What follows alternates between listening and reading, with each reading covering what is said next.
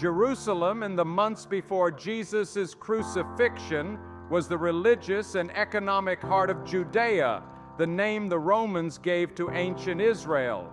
The Second Temple, which had been enlarged by Herod the Great, the Roman king who ruled Judea about 50 years before Jesus was born, dominated the skyline and drew pilgrims for sacrifices, prayers, and festivals.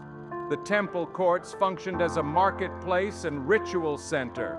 Priests oversaw sacrifices while merchants, animal sellers, and money changers served visitors, turning sacred precincts into busy trade spaces. Temple finances included a temple tax and regulated sale of sacrificial animals, which sometimes caused friction. Politically, the city lived under Roman occupation. Pontius Pilate, the Roman prefect, enforced taxes and order. Roman troops and garrisons kept a visible presence.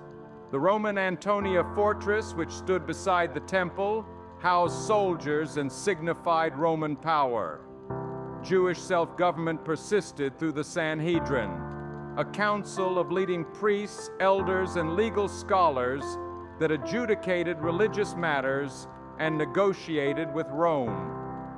Factions shaped life. The Sadducees were the temple aristocrats, while the Pharisees emphasized popular teaching and the law. As a result, Jewish authority was divided and fragile. Chief priests often protected temple interests and sometimes pressured Rome. The Jewish holiday of Passover swelled the city with pilgrims, raising hopes for deliverance and the risk of revolt.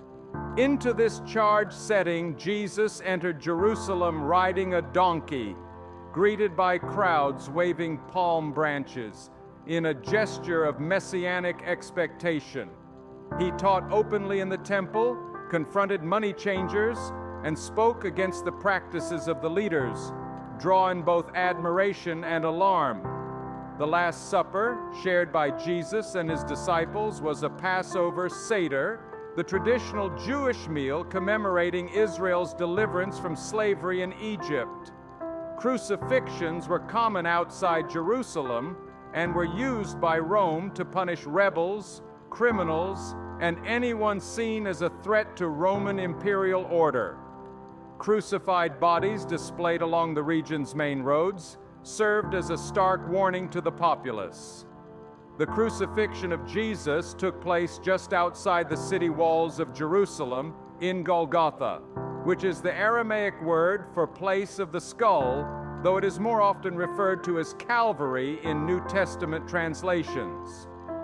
The mixture of Passover crowds and commerce and the growing political tension made Jerusalem a combustible setting for the final days of Jesus' life on earth, and his execution by crucifixion by Roman soldiers underscores how the Roman Empire used public intimidation to assert its political control over the Jewish people and over Jerusalem. I am the Reverend John Lee. I bid you peace.